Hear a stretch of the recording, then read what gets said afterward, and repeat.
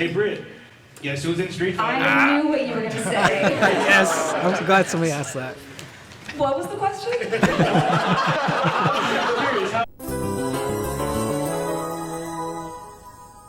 Alright, the panel that we're going to be checking out today is called the Final Fantasy VII Remake 7th Heaven panel, featuring Britt Baron and Cody Christian, who you guys already know as the English voices for Tifa and Cloud in the Final Fantasy VII Remake series. And this video comes to us from the folks over at Gaming Objective on YouTube, who took their time to go to Kawacon, which is in San Antonio, Texas, attend the panel, and upload it for all of us to be able to check out. And funny enough, as of recording, this panel took place yesterday, so people are moving quick to get these panels up, and I'm super appreciative of the people that take time out of their convention schedule to go to these panels, film them, and share them. There are so many cool panels that happen at these conventions across the country and the world that we just don't always get to see. So the fact that people share that for everyone, I'm always appreciative of that. So I'll leave a link in the description down below so you can go and check out the video directly from Gaming Objective.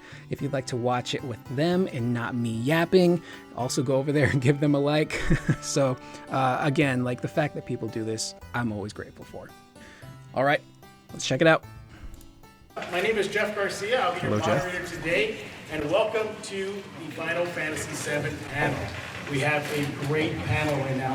You can heard of this guy named Cody Christian. The audio's a little low, so I'll see if I can do some work in post-production to clear it up. Go ahead, let's welcome to the stage voice actors Cody Christian and Britt Baron. Welcome on up. That's a huge stage.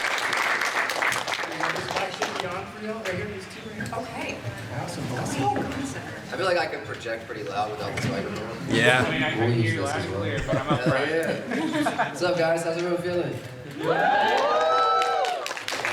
little bit more excitement than that. Yeah. Cody always brings the energy. Hey, you know what Cody told me before we even brought him up here?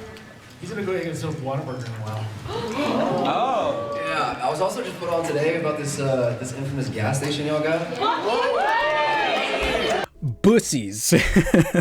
My mom is from Texas, so she visited a while back and she went to a Buc-ee's. People affectionately call it Bussies because it's funny, but that place isn't even a gas station. It's like a supermarket that happens to have a gas station. It's insane. They serve barbecue in there. Yeah. All right. I'm gonna check that out too. Anticipation for your order at Whataburger. Okay, what are you gonna get? What's your Patty melt, yeah. Patty melt, all right. Yeah, patty melt. Crispy sandwich! You say a Rice Krispie treat sandwich? No, you're gonna have to repeat it. Yeah. What did you say? That's the secret recipe. A Barbecue sandwich! barbecue sandwich. That makes sense. Orange and sweet and spicy burger, that one's good too. All right. So what I'm hearing is I just gotta order like 7 things. I'm a slight comatose after this. I mean, you know, you guys, one could get the patty melt, one could be sweet and spicy, cut it in half, you know. Is that a hack? Is that a Whataburger?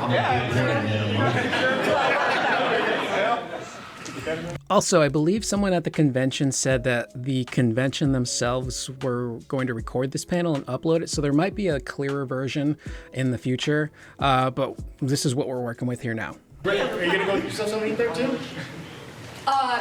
You know what? Now I have to, right? We don't let Britt eat. Yeah, can I have the toy prize? Yeah, I'll take that. You can get the cran apple salad. Apple salad. No, I'll have the barbecue, whatever that was. Oh, sweet and spicy. I do want to go to Buc-ee's though. Yes. I've been seeing that all over. Are they ready for the Buc-ee's experience though? Yes. Y'all are not ready. But the closest one's like 45 minutes away, though. Perfect. Worth it. Get the beaver nuggets. Yeah. Is that at the gas station? Y'all gonna be like those World Cup people that are visiting the United States? That's what I've been seeing. That's That's how gonna y'all be. gonna react when you walk into a Buc-ee's. What is this? Yeah, it's huge in there. Heaven? I can't wait. Yeah. Can you imagine a Whataburger in Final Fantasy mode? I don't think that would. I don't think Cloud would act like that. It's a Valorant. What are you talking about? No remorse. No remorse. Tifa, I think Tifa will react to a Whataburger in the world there. I think she'd be serving up cocktails, you know. She'd be really making that like a drive-through situation. Yeah. Cosmo Canyons. Yeah. Come on up. Well, Yeah, maybe not. virgins, I don't know. Exactly. Well, first of all, thank you for taking time out of your busy schedule to join us here at Kawacon 2026. We appreciate it. Thank you so much. and Thanks for welcome to having us. Also, props to Cody. He's been getting out there way more for conventions, specifically for Final Fantasy. It's not just like Teen Wolf anymore. So he's got the time now to like actually go out and meet people. You're a local guy, right?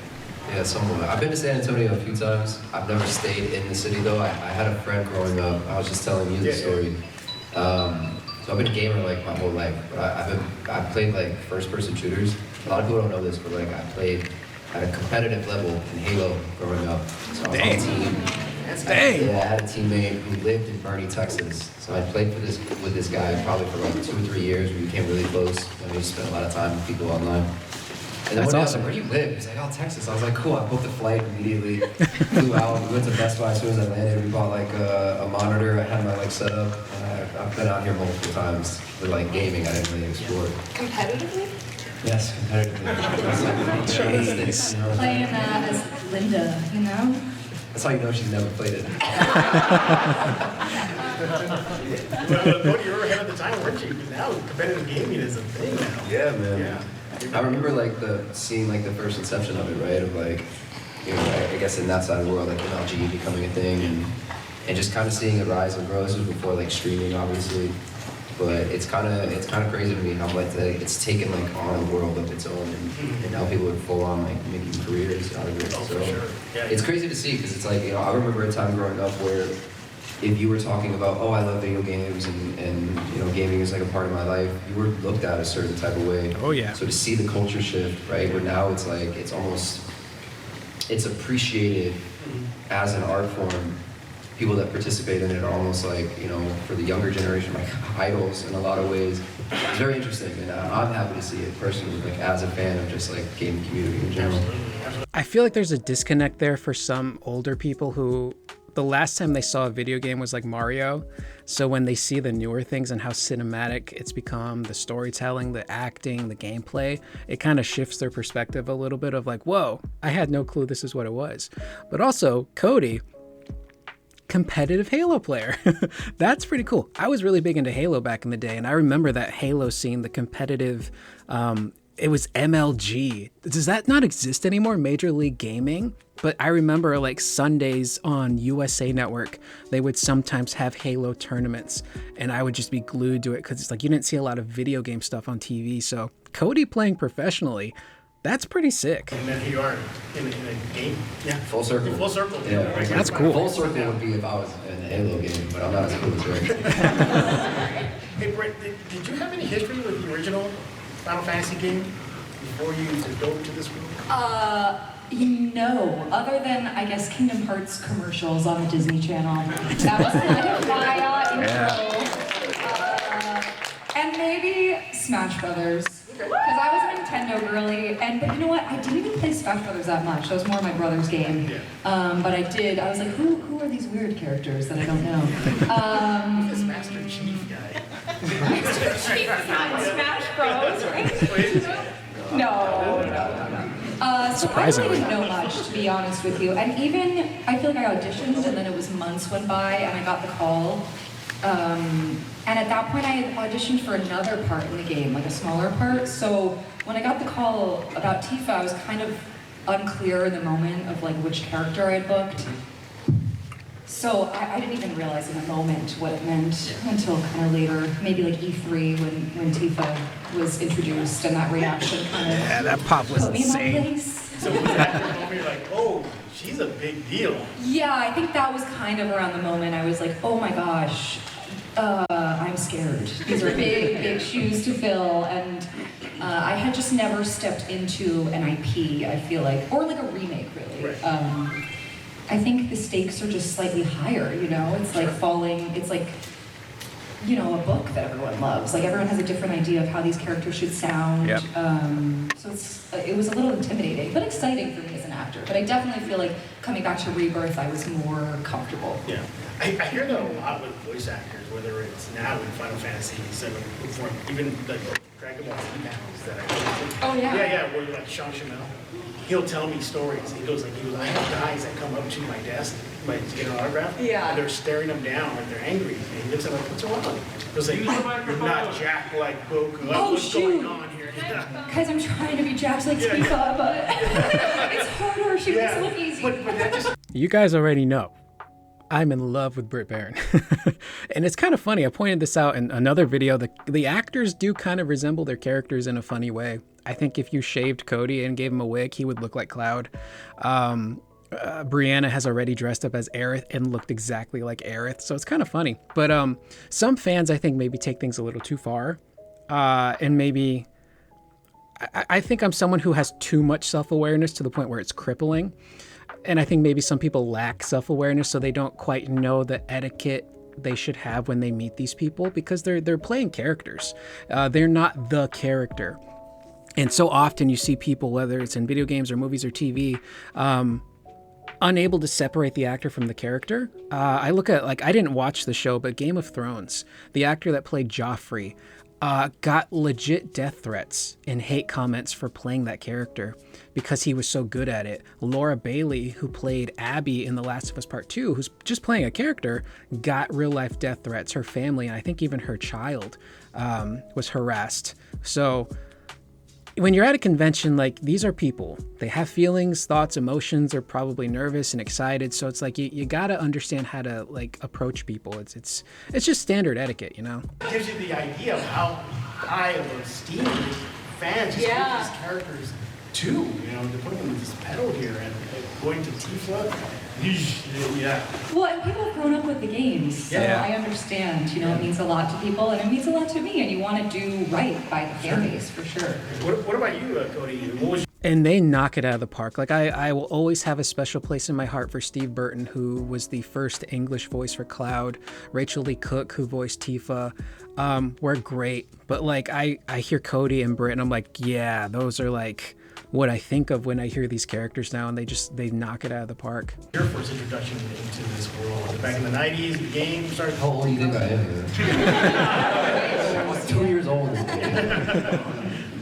I actually have a really funny story. I've said this a few times, but I was familiar with the IP of Final Fantasy. I have an older brother. My older brother is a mega fan of everything like Japanese anime. Like, this was a guy in high school who was like reading like manga back at a time where it was not cool to do so. So my brother is kind of like a walking encyclopedia of everything in this world. So similar story, like I auditioned for it, I didn't really know what it was, they didn't release any information. Go and I do this audition, not a voice actor per se, like I've been acting majority of my life, but nothing in the voice world. So I do the audition, I don't hear anything for about a month. I'm like, yeah, that makes sense, you know, it's not for me. And then I get a phone call and they're like, hey, we're interested, this is the title, this is what it is, this is the character. So the very first phone call I made was to my brother, who happened to be in the East Coast going to college. And this is kind of how the phone call went down. I was like, hey, what's up, man? Hey, how you doing? Hey, so I booked this video game. Oh, cool, congrats, what game is it? Like, it's a game called Final Fantasy. He goes real quiet, he goes, which one? And I was like, I don't know, 7? Like they're doing a remake of it? Long dramatic pause. I was like, what? He goes, wait. What character? My dumb ass, I go, this guy named Cloud? Brother goes, what? Starts freaking out. And look, I give all the credit in the world to my older brother, because from the very beginning, from this conversation, he kind of took charge for me. He was like, all right, look, this is what you gotta do. You gotta do this, you gotta do this, you gotta read up on this. So you don't have to play through the game, but like, I'm not gonna make you download an emulator, but you need to see a playthrough of the original. You need to understand like what it looked like, what it felt like, and even in that format in '97 with text bubbles, the connection that was able to be established between a fan base the story of these characters. My brother made me watch Advent Children like 5 or 6 times. Send me all the information. So he was the one that communicated to me very early on, kind of the point that Britt was making of like, this is very special. This is transcended multiple decades, right? Like I have met individuals where, you know, a mother and a father grew up playing the game in '97 and now they have children and they get to revisit and re-experience this world. And again, being a gamer myself is like, I understand the connection that can be made and how special this can be. So it is a certain amount of pressure, but you take it on as a responsibility, right? Like, we owe it to every single one of you guys who love these characters, and we've gotten the opportunity. We're so blessed and grateful to fall in love alongside you with these characters. So as much as this means to you guys, it means as much to us of being able to show up and like actually deliver. And the fact that we're still here doing it means we didn't completely fuck it up. So we appreciate you guys. I love hearing them talk about these characters and the IP because they get it. And you know, the thing with acting is for some actors, they show up, they do their research, they perform, and then they leave it at that, right? They walk over and do the next project, which is fine. There's nothing wrong with that. It's their job. You can't always be connected to everything you do. But when you hear an actor be like, I got this audition and then I did this, and this to research, and I want to do it. Like Cody says, like watching a playthrough of the original game to understand the connection that was made between the player and that version of the game, and watching Advent Children to really immerse yourself in it to understand the characters in the world. I really appreciate that. Again, there's nothing wrong with the former of just being like, hey, this is a job. I'm going to do a great job. And you do a great job. But to see them really immerse themselves and understand like how big these characters in the franchise are to people is super appreciative. How do you see her arc going? Do you like her, how it's trending? Where do you see her? Spoilers. You know, when you first read for her, you're like, oh. Did anything kind of like stand out for you about the character you were about to dive into? Oh, that's a good question. Well, you know, to be honest with you, the callback I think was 5 lines, honestly. Wow. Yeah, it was not by any means indicative of where she was going. So I feel like it was just a little, flash in the pan. But in reality, I think what we've gotten to do over the course of, I guess, 7 years? Yeah. 7 years. 7 years. From Remake to the release of Revelation will be 7, almost, I think a little over 7 full years. Not counting like the 2015 reveal and whatnot, but when the game first proper got its coming out party, 7 years. So Square's managed to get out 4 Final Fantasy games, I think, in the span of 7 years, technically 5. If you count Resonance, which is coming out, I believe, later this year. I might be forgetting some. 7 great years. Has been just, it's such a joy. I think each game that we've gotten to do, you get to see a little bit more of her journey, and I think even, you know, the accompanying, like, the book, which now there's a sequel coming out. Yeah. I'm so excited. I think that was announced in the spring for the English version. I won't be reading that, by the way. Because when I was talking about the Temple of the Ancients sequence in Rebirth, and like the Tifa and Aerith stuff in particular, and I'm like, oh man, this is so hard to watch, it's beautiful. And I had a viewer say like, oh, the Aerith scene actually happened in the book. Traces of Two Pasts, I think is what it's called. So just in case, I won't read this book because it might spoil something that happens in Revelation.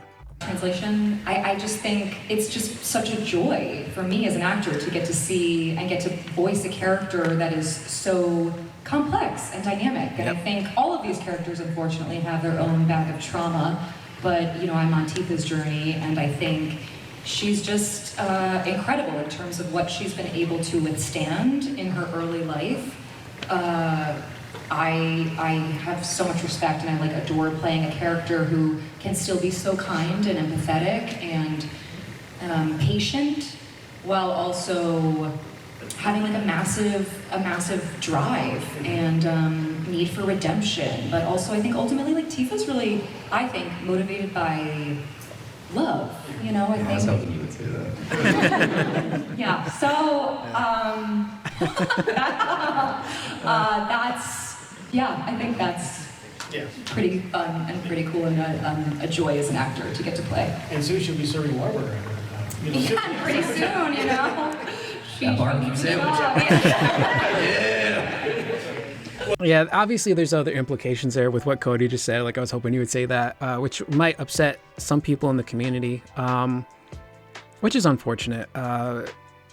Very briefly, because I don't feel comfortable always talking about this stuff because it can lead to like some not great conversations in the comments, which terrifies me. But like when it comes to the whole shipping thing, I don't do it personally because it does nothing for me. I've never had an interest in shipping, whether it's video games or movies or TV shows. I appreciate a good love story. Sure, I'll root for characters who are in love. But as far as the shipping stuff goes, it's just not for me. And when it comes to shipping, I don't mind like the normal, regular shippers. People who are like, yeah, I really love this pairing of this character with that character. And I love writing fan fiction and drawing art and sharing that with people. And I feel like those people have an understanding that not everyone is into that. So they understand that there's boundaries there per person. But then I think that there's a section of that community, and this is with everything. It's not just Final Fantasy. It's with Resident Evil. It's with movies, TV, music. I jokingly said, there's probably a super toxic section of the Golden Girls fan base that I'm just not aware of. I love Golden Girls. But I think there might be a section of those shippers who, and I want to try and find a way to say this respectfully because I never want to like speak down to people or be condescending, but I think that people love these characters so much that maybe they start to attach their own self-worth and identity maybe to specific characters and couples, which I can understand. I relate hella hard to Tifa. But then I think when something happens in the story or another fan says something that they don't like or what have you, maybe they feel like a personal attack, which is unfortunate. And I think what maybe that section of fans doesn't always understand is that the thing that makes this story so wonderful is that all of these characters, and I'll specifically focus on Cloud, Tifa, and Aerith because that's kind of like the conversation that usually happens. The relationship dynamics between those three characters are so complex. It's not a black and white situation. There's a lot of gray areas there between these characters, which makes it so wonderful. And the thing I love about FF7 is there's so many incredible themes to the story and the characters. There's the mental health journey, there's self-identity, accepting who you are, saving the environment and the planet, fighting back against corporations that are killing the planet and spreading propaganda.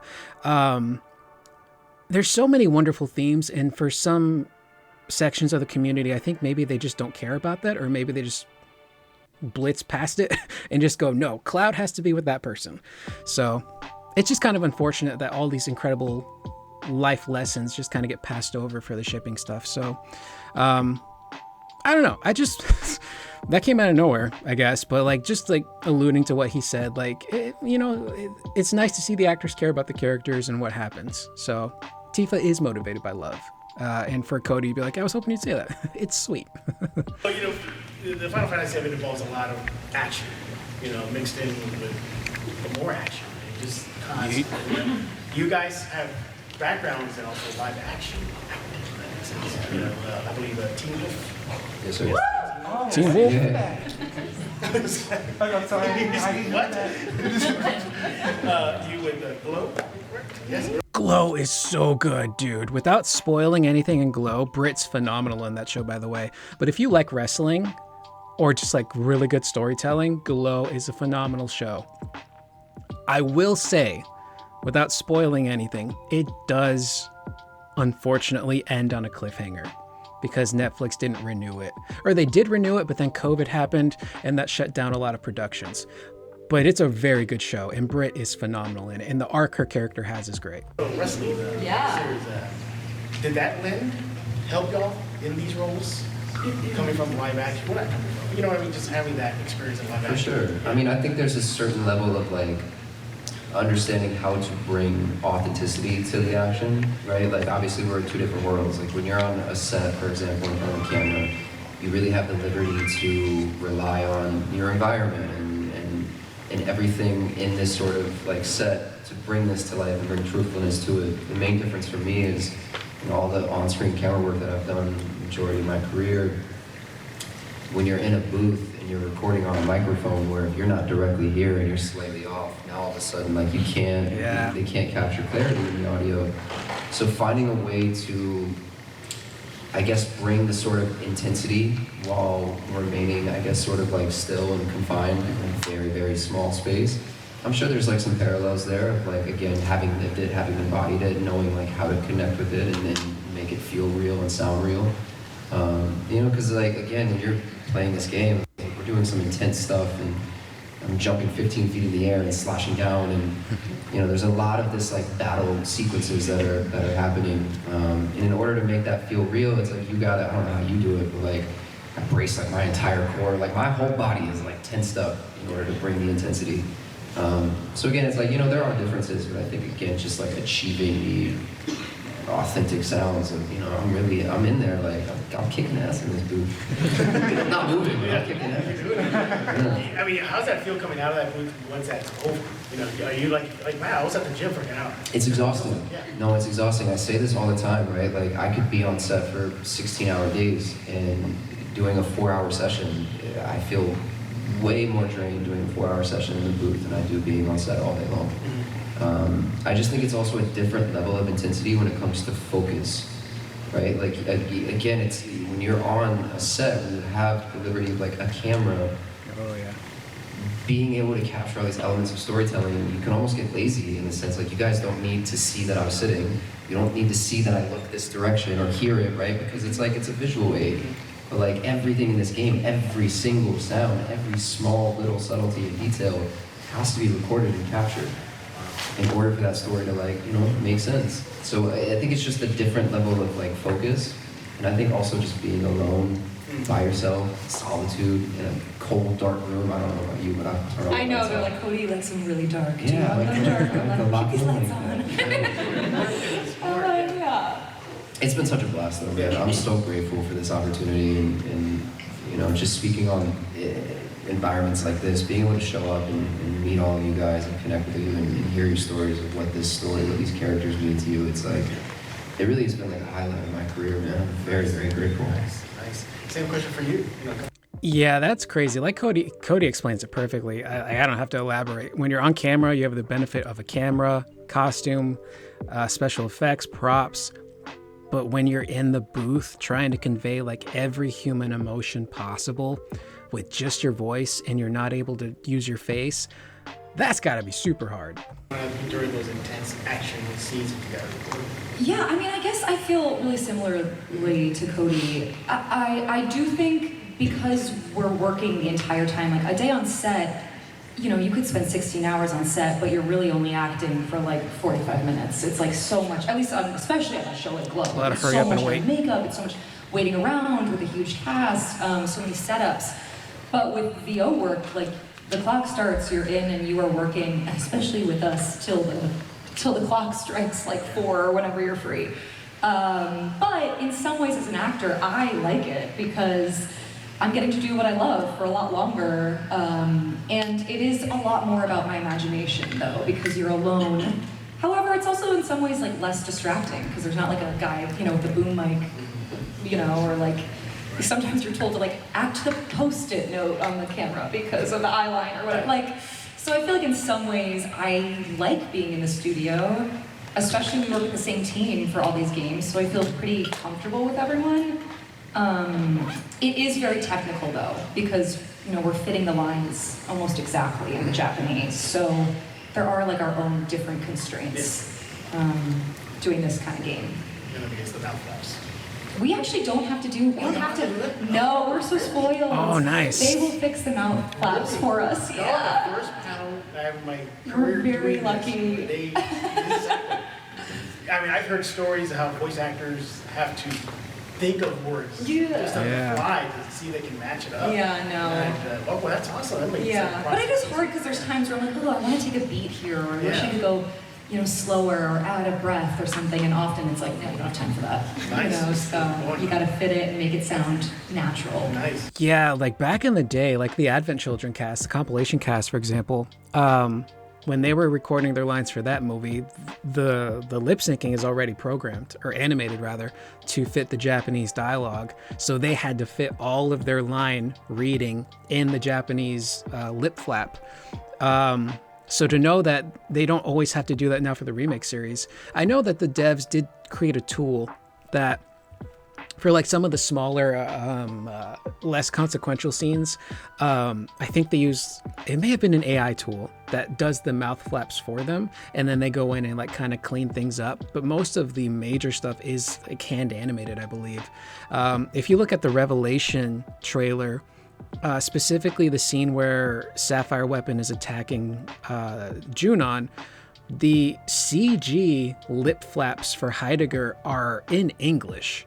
So either they rendered that scene twice, or it's just really good matching because it looks like the lip movement is in English. So that's tough. Nice. Hey, it's going to be your time to start asking some questions. Oh, so sweet. you all start lining up.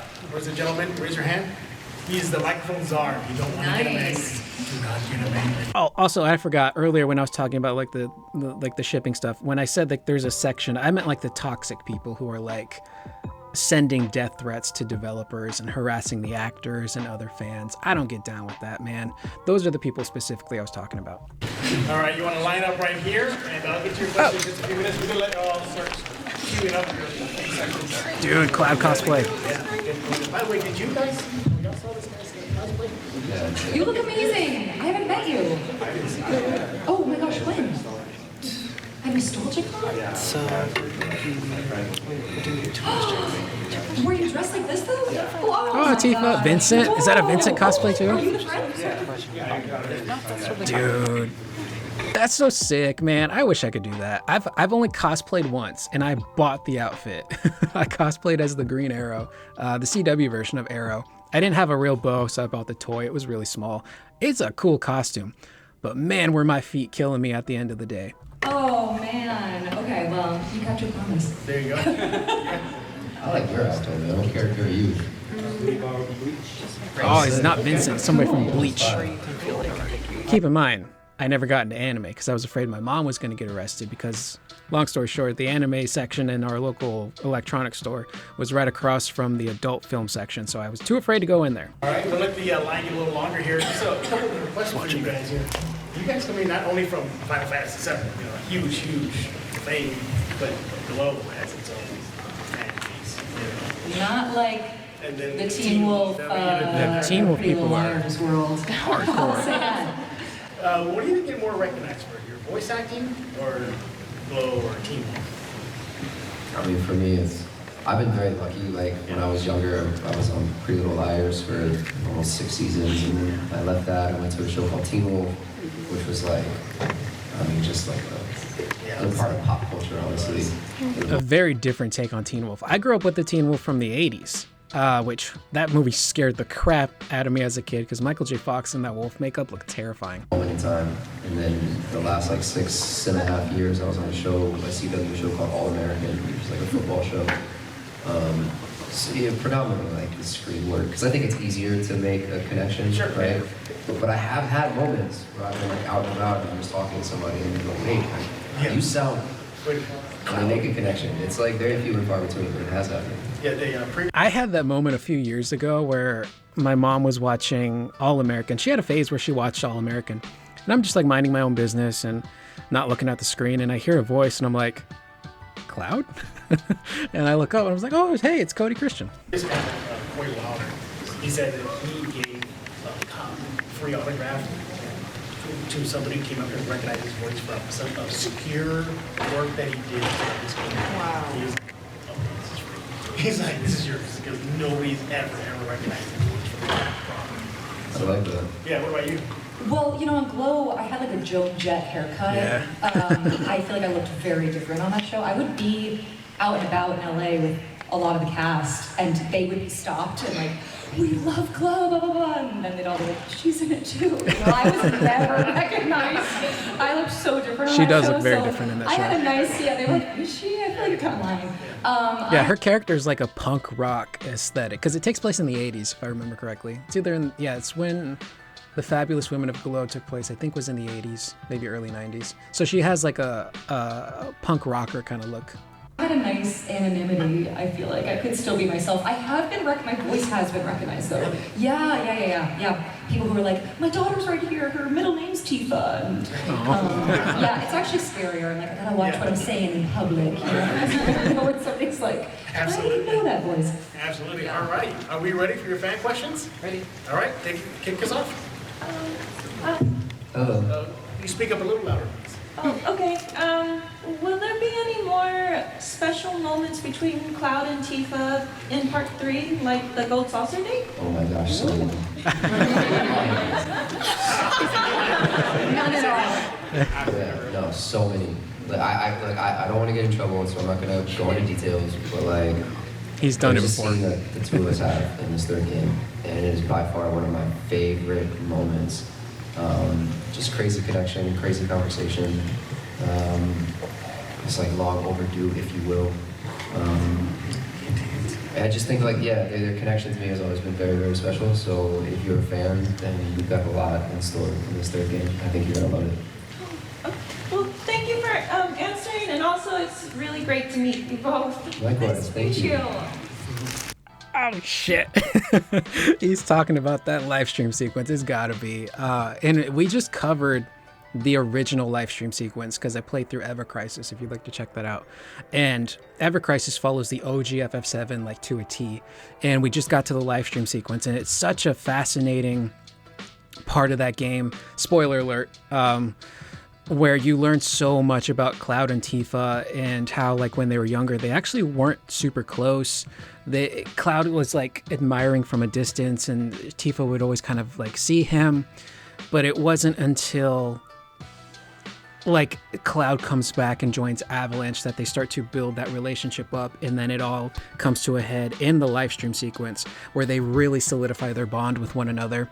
And Tifa's the catalyst for Cloud, you know, wanting to join Soldier. He just like, I just wanted her to notice me. And like everyone can relate to that to a degree when you have feelings for somebody, whether it's like reciprocated or unrequited.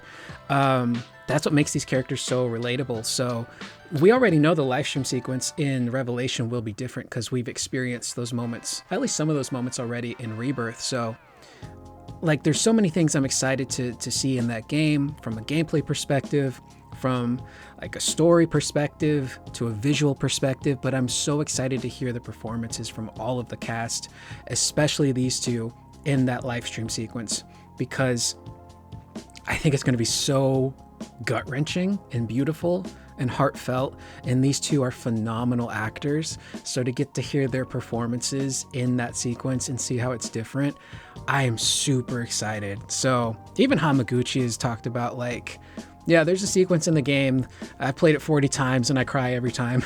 So I'm like, this is gonna be super cool. So I cannot wait for the live stream sequence. It's like the whole like big twist of that game happens in that section of the story, and you just really get to see the bond that Tifa and Cloud share with one another, which they've built on in Rebirth. You know, there's the Gongaga stuff where Tifa goes into the live stream, she comes out, and her and Cloud have this like very vulnerable moment where they're able to reconcile with one another, and it bolsters the relationship. Hello again. Hello. 2 questions. So, as actor and actress, like, if you could look back at a scene from Rebirth or Remake and choose to like rewrite it or re-perform it, what scene would you choose? Oh, and that's a good one. My second question is, what is your favorite thing about Cloud and Tifa's dynamic? I wouldn't rewrite the scene, and I wouldn't want to change anything, but I would like to go back and just do it again because it was such a blast to do. I believe it's in the second game.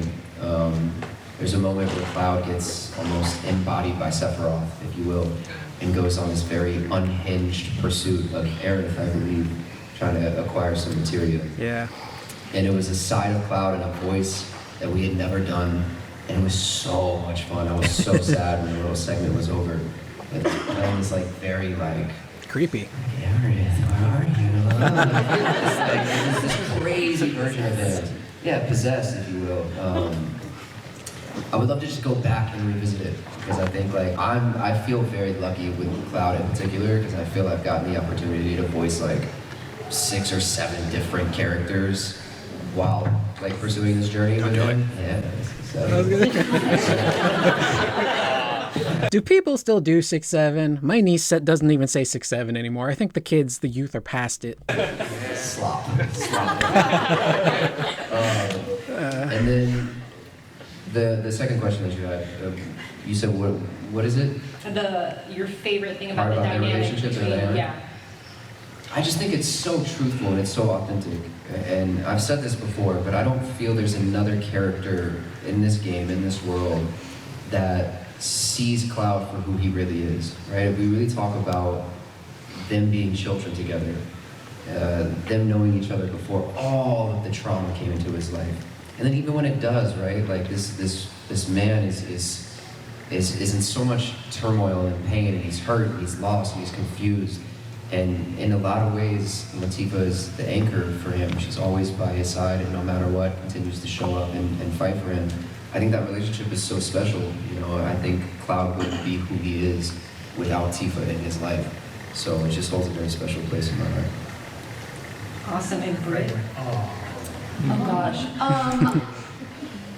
You know, I don't want to answer what I would redo because I feel like the internet will then be like really critical because there are things that haunt me and then I'm like, oh, we should have done that differently. But You tell. Always recording this. Well, I am excited for the third game. I feel like I get to do some voices that are just, you know, borderline insane to the point where like, did we go too far? Is this in the tone? But I'm super excited, and I think that was very fun and such a departure from the Tifa voice that I've gotten to do for so long. So that was, you know, a fun day in the booth that I would gladly redo. And I think, gosh, in terms of Tifa and Cloud's relationship, I mean, it's so, I feel like they just share such a special bond. I think knowing someone when you're a kid, I think before the world kind of changes you or makes you put up some walls, when you're still kind of vulnerable, it's just like such a special relationship. And I think what they've gone through together it's such an incredible journey. So yeah, I love their relationship. I just hate when Cloud is like all moody and risky to poor Tifa. Accept me as I am. But yeah, I think it's such a special, fun bond. Awesome. Thank you, guys. Yeah. Cloud is like that dynamic. What Cody said might upset some people. But again, there's just everyone's allowed to feel the way they feel. Just be respectful about it. But the thing about Cloud is he puts up that facade that almost everyone sees through, right? I think Yuffie tells him this. Big says this to Zack, but they're all like, "Dude, we know you're a badass. You don't have to try and pretend to be cool. We know you're capable." And I think Aerith, to a degree, does sort of see the real Cloud. It's kind of hard to say because we see so many different versions of Aerith throughout the story, so we're never always quite sure which one we're seeing. Are we seeing like present Aerith? Are we seeing as people have dubbed her, Omni Aerith, the Aerith that was in the live stream who has all this knowledge and knows who Cloud truly is? It's hard to gauge that, and we won't know until we finish the third game and, you know, hopefully get answers. But the thing with Tifa and Cloud is like, yeah, even though they weren't super close, as kids, Tifa had an idea of who Cloud was. So when he comes back and he's different and he's acting strange, and there's that really great scene where like Cloud almost murks Johnny, but then they let him go, and Tifa's like, "Cloud, you're scaring me." And even like your eyes are different. And I think Aerith might mention the same thing about Cloud's eyes too. And Cloud, being the dummy he is like, "Oh, it's just the Mako." And it's like, no, dude, like your eyes are different. Like you're being different, and it's scaring the people. Which extends to the party. Some people are like, the party sees Cloud do all these crazy unhinged things. Why don't they say something? Part of it is what, you know, extends to Tifa, where she doesn't want she's not a confrontational person, and she knows that Cloud is not well, and she doesn't want to keep poking and prodding and potentially break this guy. But the party also is like, yeah, you're scaring us, but we also kind of need you. You know, Sephiroth. We know how capable you are, and without you, we might not be able to accomplish what we're trying to set out and do. So, but that dynamic with Cloud and Tifa, like, because they grew up in Nibelheim, they were always aware of one another. And when he comes back, she's like, yeah, you're kind of different now. So there's a different kind of dynamic there where Tifa's like, I have an idea of who you are, and what you're doing right now isn't really quite you, which I think might be what Cody's getting at there. Hello.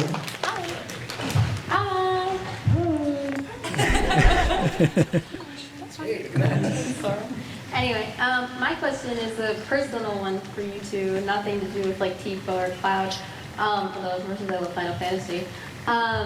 What got you both into, or like what really made you guys want to become voice actors or actors in general?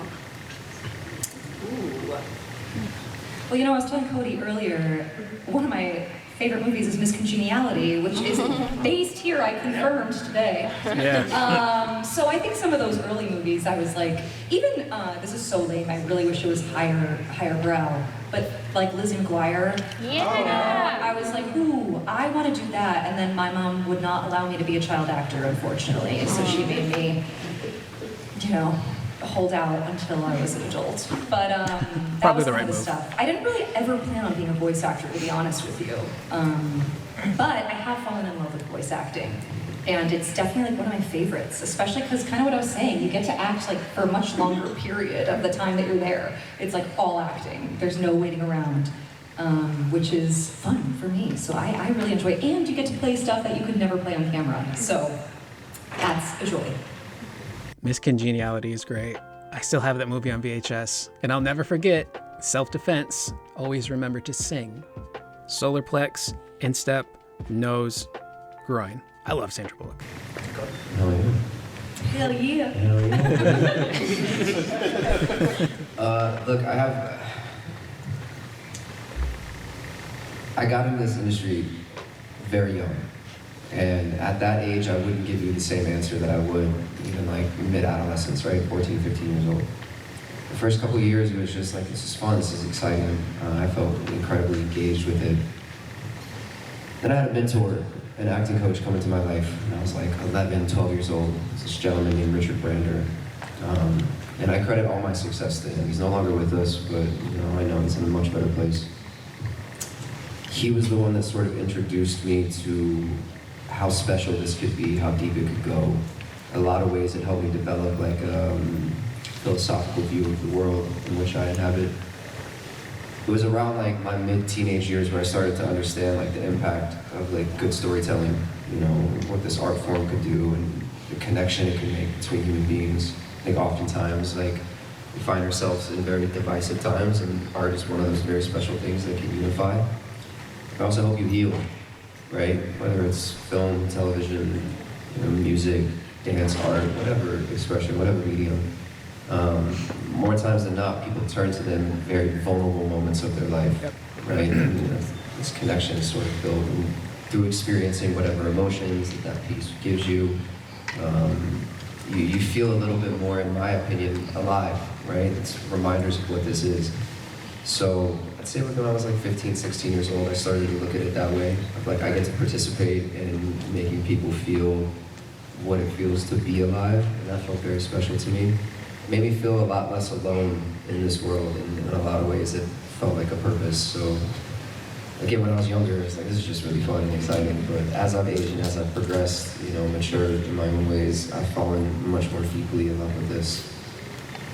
Hell yeah. Thank you so much. Brother. Thank you. Got our next question lined up. Hi. So ever since obviously Summer Game Fest and the reveal of Revelation, I feel like Hamaguchi has been on a huge press tour talking about everything and anything about the games, but he... Oh yeah, that man likes to yap. I don't blame him. The dev team has been working on this stuff for so long that they're just so proud of it and excited to share what they're working on. So when things get leaked out and someone screws up and some stuff gets leaked out there, it's a bummer because that takes away the joy that the devs could have had, you know, talking about something. Recently said the theme of Revelation is resolve. Without spoiling anything, how has knowing that theme changed the way you approach portraying Cloud and Tifa compared to Remake or Rebirth? And what do you hope fans pay attention to the most when they experience your performance in Revelation? These are some good ass questions, man. Good on to the people that attended Kawacon. Good on you. I wish you would have said this a year and some change ago. And we started recording the majority of this. But no, it's very on theme. You know, I've been in person with Hamaguchi many times. I adore that man. I think he's incredibly passionate. And if there was anybody that was the right person to lead the ship of what the Final Fantasy Remake series has been, it's definitely him. Yep. He cares, and it's very important. I feel like for me, speaking on my character and the journey that he kind of embarks on, it's really this sort of like full circle moment, like where we see Cloud and what we know of him from the very beginning to where he ends up. It's like there's a lot of finality to it, and I think provides closure for anyone that's been on the ride with him. And that's kind of like that's the best way I could put it. Really, it's like, you know. We've had so many intense ups and downs with this man, and to finally to see him, I guess, like blossom in a lot of ways. You know, here's the thing: is like my interpretation of this character from the very beginning, having done my research, was like, yeah, he's like moody and broody and this like tough guy, but a lot of it is like a facade. There's this like squishy goofiness, this innocence, you know, at the core and the center of it. So I feel like if anything, this game for Cloud is like him evolving into the final form, if you will. You know. Let's mosey. That's what we're all waiting for. That Cloud. Yeah, I noticed that a lot in Rebirth with just Cloud's eyes being super expressive compared to like Remake and even just his mannerisms overall. Yeah, a lot in the first game, this guy was shut down. Yeah. You know, brick wall. Yeah. And it's been such a joy to like, you know, slowly and gradually, it's like more and more of him starts to like peek through the surface. It's my favorite part of Cloud, the material that is imbued with like vulnerability. I think it's like it's such a delight to see and also to perform. Yeah, I was just gonna say, I feel like the third game, without spoilers, I feel like I'm very scared of all of you guys. I know what's gonna happen. There's something on the internet. I do. Britt said. I do feel like the vulnerability is kind of my favorite part of the third game, because I feel like these characters, all of them are a bit guarded. Even with each other, even with themselves, I feel like. And I did say earlier, like it does feel cathartic in a way, because the walls kind of come down in the third game. And I think it's all been built into this. And as an actor, it's so fun to get to play vulnerability and to get to really be real without the facade that they're all kind of carrying. So I loved this game so much. And but you know, we record all out of order, and there's stuff I never know. The trailer came out, and I was like, I didn't know she had new outfits. So, so you know, I'm also along for the ride with everyone else until it's all like stitched together. Well, thank you so much. Yeah, that vulnerability will extend into gameplay too. Because in Rebirth, the relationships system was basically Cloud's relationship with this character, his relationship with that character. But from my understanding in Revelation, it'll be more about like, oh, now you learn about each character. So you'll expand on their lore and their backstory, the vulnerability. So that's how that system mechanic is going to return, but also change. You're welcome, thank you. Hey, cool cosplay, buddy. Oh, thank you. You look awesome. No, thank you. That's my girlfriend. She's Tifa. Hey. Oh, sick. So with your unknown journey coming to an end, seeing as how y'all have been Cloud and Tifa for a long time, like, do you feel like that is kind of bled into your personality? Like these characters, like just day to day, like do you feel like you're like reciting lines or even just getting some of their mannerisms, like throughout your life now? Could you imagine just starting my day like Tifa? No, I don't feel that way personally. I wish. I do. She's a good vibe though. I leave a session and I'm like, good energy, you know? I'm not playing a character that I'm like, get it off me. But I don't know if I've become Tifa. I mean, Cody's like, yes. So you know, Go ahead. there's some parts. No, look, I think there's like a demeanor that I share with the character, but it's always sort of been there. I don't know how much has been imprinted on me. I will say this though, with or without context, anyone who doesn't understand it, I do say not interested a lot. And it means something to me, but to other people, it's like, okay, dick. so you really are Cloud. Yeah, kind of the extent of that. That's awesome. Well, thank you all so much. Of course, thank you. You guys look incredible. Alright. So Final Fantasy is all really well known for their music. Do you guys listen to the soundtrack at all, or do you guys have any favorites? I saw them perform for Remake in LA, which was incredible. I was truly blown away. Sorry, so was that the question? I have heard the music. But no, maybe I should be listening to it on the way to a recording session. That would have been smart, but no.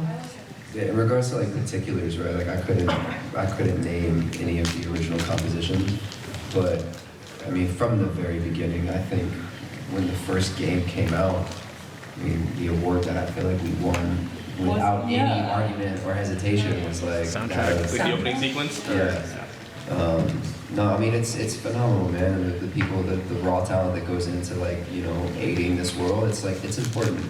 My favorite personally is, again, I don't have any like actual names, but all of like the Tifa's name, of course.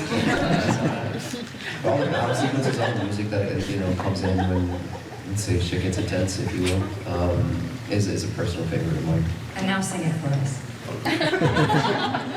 Thank you guys so much. I could do that. Hi. Hey, I'm so sorry. No, you're good. So my question for you guys, I always like to do this as a funsy question, but since you both have done both voiceover and live action, has there ever been like a universe that you guys would have loved to just be in or voice in? And don't say to get paid. I mean like for funsies, like maybe I wish I could have been on this show or just been the extra in the back or just do a fun little voice because I love this show. Has there ever been something like that you For me, guys it's like to do? recent. Yeah, I watched that. I've been trying to get deeper and deeper into anime, and I watched Solo Leveling, and I was like, this is so sick. That's a good one. So I was like, I would love to be some like S tier character that like, or like the opposite, like D tier, and just like full of like dreams and optimism. Like I'll get there one day. No, I think that universe is so sick. That's like one of the ones that I've seen recently that I was like, damn. I actually went as far as sending a DM to Crunchyroll. They saw it, they responded. They left you unwrapped. I was just like, hey guys, I'm a huge fan. I'm like, oh my gosh, we appreciate you. And then I threw out the, hey, if you ever need anybody, I'm here. Doesn't hurt to ask. Yeah, that's what I say. That's what I say. Close mouths don't get fed. Shoot your shot, man. Yeah, of course. I think there's a video game too, right? Solo leveling, work tongue. I think does have a game. I am really into Fallout, but please no spoilers. I'm not done with season 2. So I would love to be in that. I guess I was in one of the Fallouts as like a, background characters. But I just like fell in love with that show. So, but you know what? I don't know how much fun it would be to film. It seems like pretty rough. Sometimes, you want to be like indoors with AC, but I think the finished product, I think that's such a cool, fun show. I would love to be a part of. Because I can imagine even if you're an extra, to just be on set and be like, oh, that's so cool. Yeah, I get to see everything. yeah. Pretty cool. Thank you so much. You're so welcome, thank you. Howdy. Hello. I had a question regarding casting, because I was kind of curious, considering how popular Tifa and Cloud are, and you start seeing them in other games. Do you ever get calls that are like, hey Cody, we need you to voice Cloud and Chocobo Racing, or hey Britt, guess who's in Street Fighter? I knew what you were going to say. Yes, I'm so glad somebody asked that. I'll let them talk. What was the question? I'm curious, how does that go when it comes to crossovers and such? Because I know someone's appearing in Street Fighter VI, but I don't know. Yeah, not much. I'm very excited for Tifa. So I can't speak on that. Yeah. It's all good. NDAs. Look, sometimes like we're given the liberty of it being extended to us, and based on availability and willingness, obviously, you know, like I've had different games, different iterations where Cloud shows up. And for me personally, it's like if I get extended the opportunity and it makes sense, I have a certain level of like ownership. I've been with this character now for 7 years. I've put 500 plus hours of my life into the booth alone, you know, recording and connecting, and I feel I have a deep understanding of just him as an individual and you know, his sort of portrayal. So now it's like I carry this little chip on my shoulder, and I'm like, yeah, if he's gonna show up, like I'm gonna do it. Just because like I don't want anyone else to kind of come in and you know, while we're still in this world, like give their iteration. You know, if I'm here and I'm able and my voice still works totally, then like I'm there 100%. But we don't always get that luxury, right? Sometimes it's like things are being done. It's like we don't have ownership of it on paper. So yeah, we want to, but it's like very, very few and far between we get that phone calls and offers or whatever it may be. It's crazy we have spent full days of our lives voicing these characters though, at this point. Yeah. But, well, thank you. I hope to hear more from both of you. I appreciate you. Thank you. That's like in Final Fantasy Resonance. I know Cloud is one of the, I forget what they call them.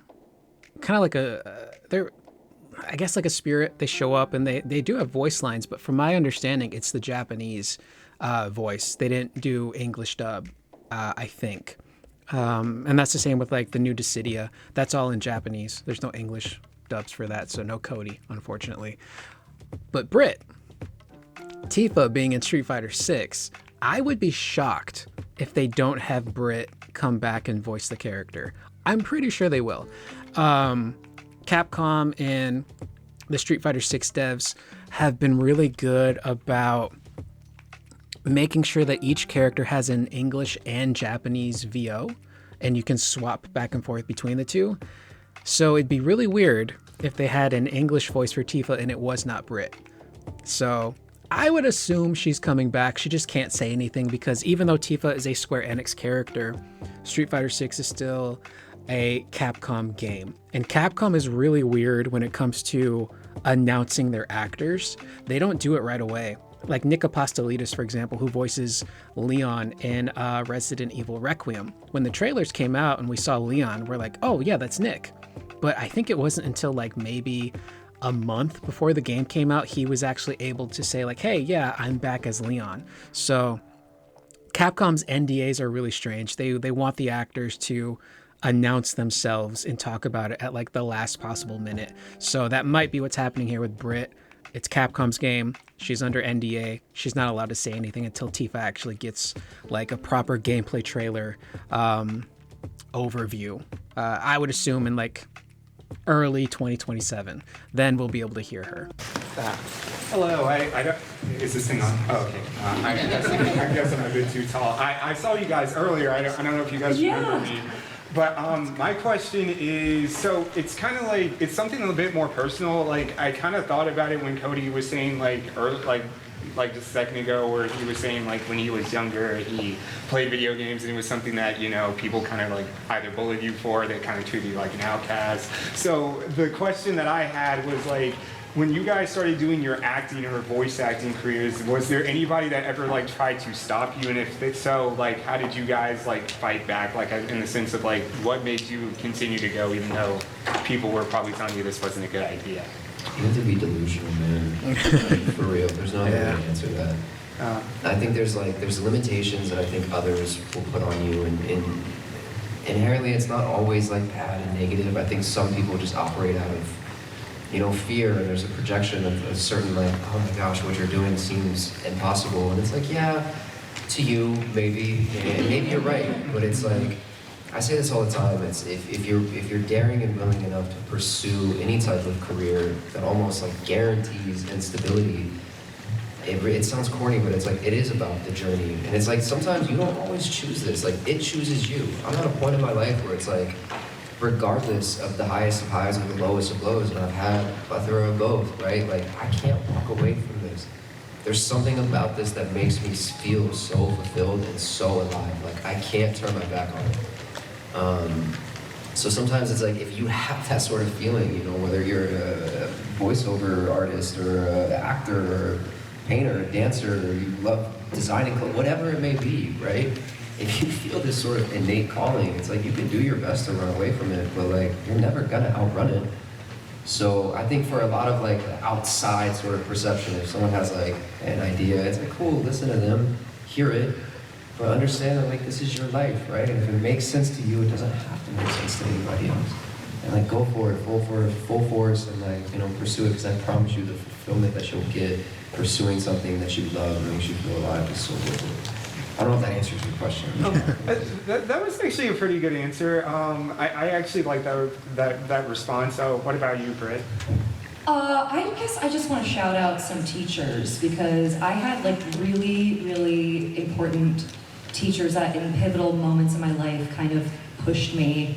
I think when I was considering college programs, I was like, oh, maybe I'll just get a BA in theater and kind of study something that'll get me a real job. And my high school director pulled me aside and was like, I don't think you're going to be happy in a BA program. I think you need to go do a BFA, which is much more intense. So he really encouraged me, and I did. And then at the end of college, I had double majored at Michigan, because I thought, oh, for sure, I'll just like go into casting or something, or PR or something adjacent. Because Hollywood, you know, acting is just so hard and intimidating, and I think it's hard to like believe in yourself. And I also had like a favorite professor pull me aside and be like, I heard you're not going to pursue this professionally, and really encouraged me. And I think, you know, being more of an adult now, I'm like, wow, you hold such power as a teacher or anybody who has younger people in their lives that look up to them. So I'm just so grateful to have had teachers in my life that believed in me, that pushed me at like important times in my life. They hold massive influences, and maybe one day I can do the same for someone else. But shout out to those teachers. They really are amazing. Well, I appreciate your guys' answers. I appreciate that.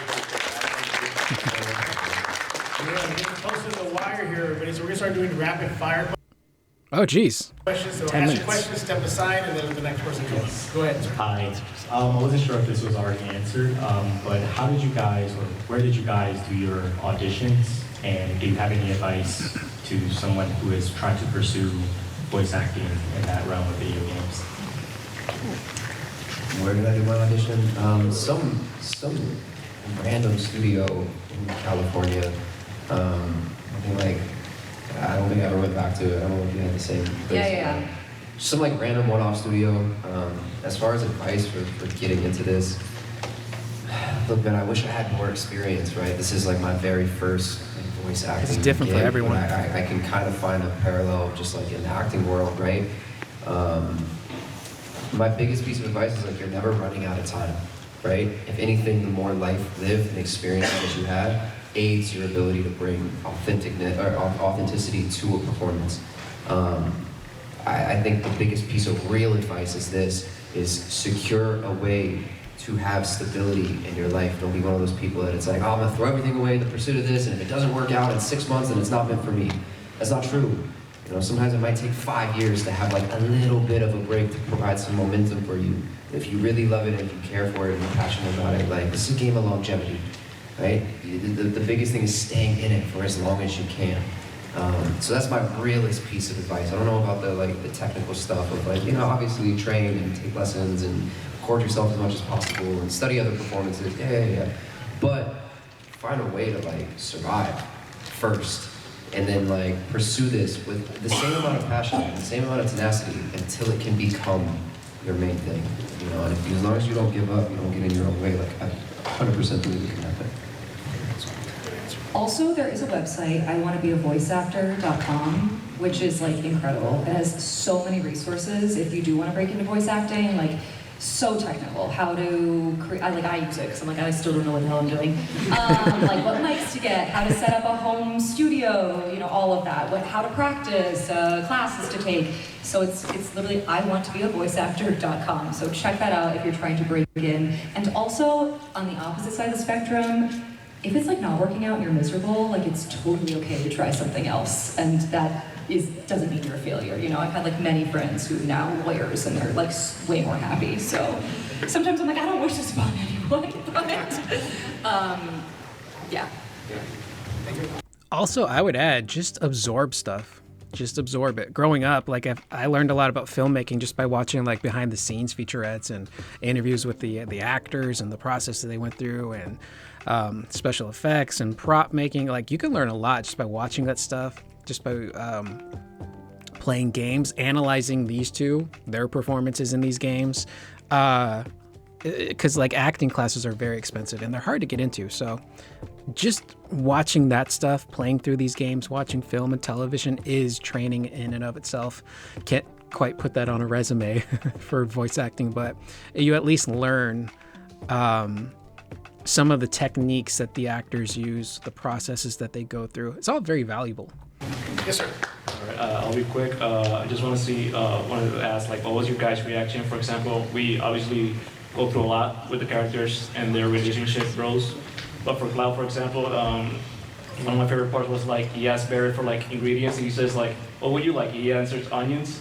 Like, "Oh, why?" Because you cry all the time.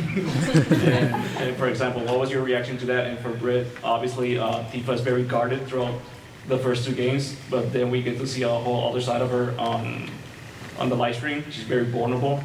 What was your guys' reaction to that character development?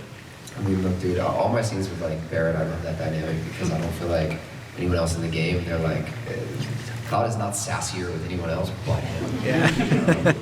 They're like back and forth. I absolutely adore it. And John is such a fantastic actor, so it's like he always gives me something phenomenal to work off of. So I enjoyed it, man. I think like all of you, every time like Barrett and Cloud get into it, I just sit there and like, I enjoy it from the sideline. Cackling there. Oh, I mean, the live stream's so fun, you know, but we record everything so out of order. So I'll like do a little bit, then jump into a different part of the game, and later come back. So I'm always like shifting modes. Yeah, it's an interesting recording process. Thank you guys. You're welcome, appreciate you. Next question. Hello, there's a lot of cosplayers here, so I'm sure some of us are wondering, would you ever cosplay your own characters, or have you, or will you cosplay like anybody in the Final Fantasy VI? They could do it. We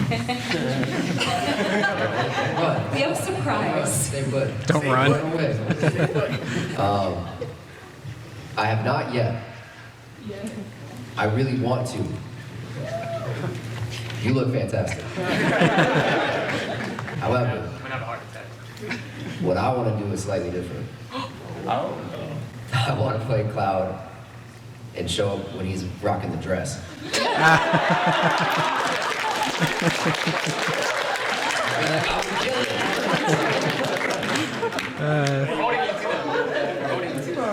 Yeah, I don't know. Maybe Advent Children Tifa. That's my favorite outfit. Yeah. So I don't know. I'll work my way up to that.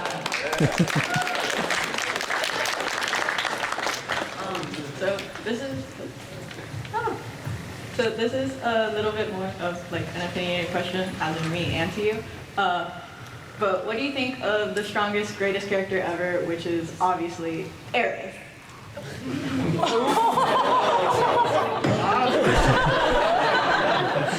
It's always awkward when people ask these types of questions because it leads to like some really insane discourse online.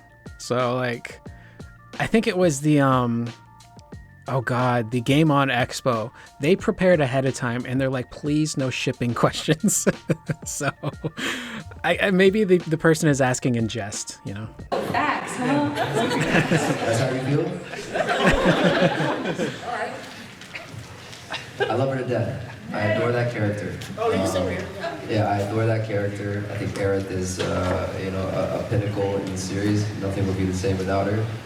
I mean, look, I don't want to spoil too much, but like in the third game, it's like there's a lot that's there's a big driving force. You know what I'm saying?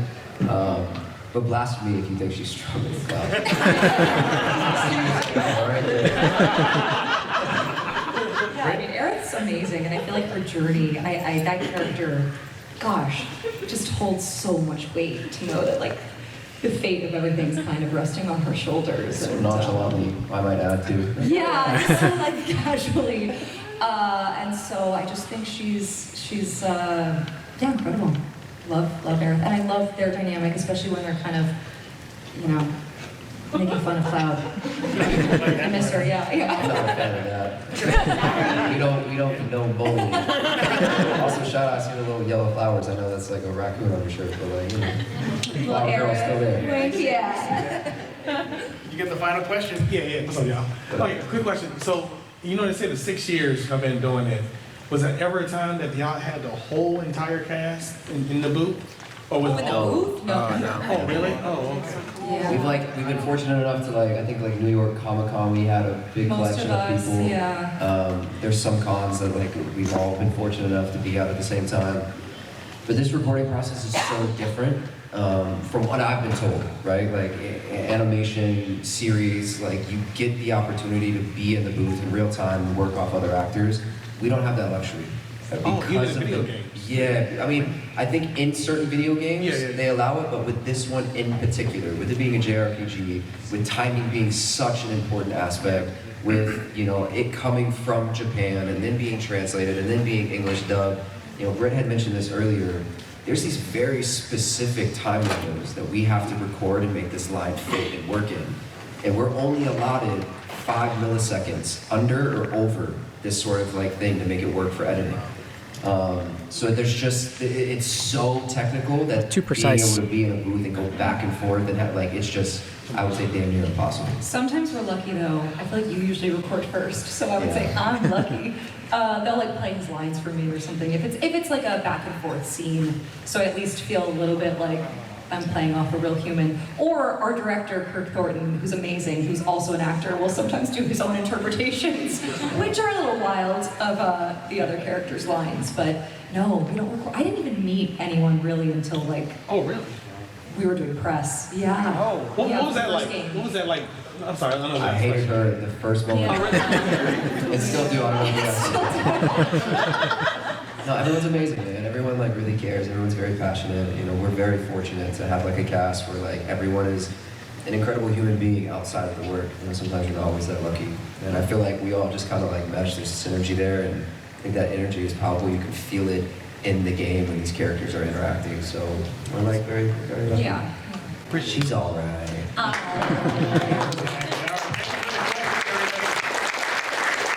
Hey, if you did not get a chance to talk to them or ask a question, they're going to be going back to their tables in a few minutes. So get in line, get all the autographs and chats and selfies, all that good stuff will be downstairs for you guys. And any final words for the Final Fantasy fans here? Yeah, I just want to, hold on. Big shout out to you, my man. Yeah, thank you so much.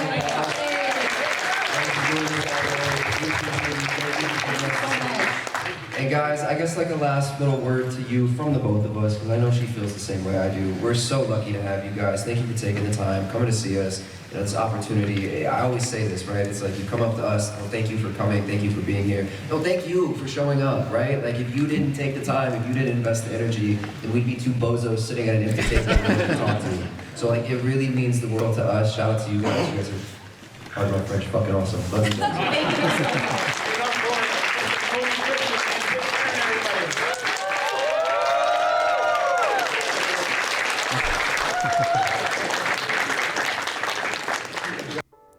I love these two.